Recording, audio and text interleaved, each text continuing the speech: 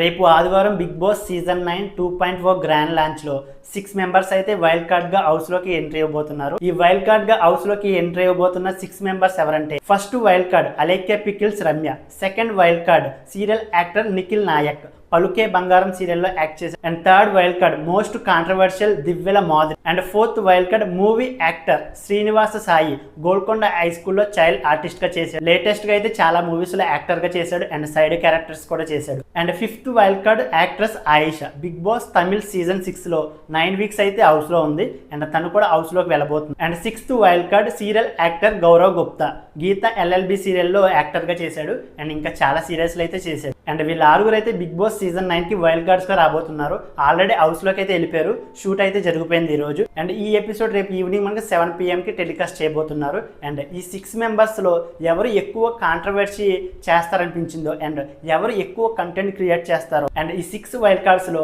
ఎవరు మీకు బాగా నచ్చారనిపించిందో వీడియోని లైక్ చేసి మీ అభిప్రాయాన్ని కామెంట్ చేయండి.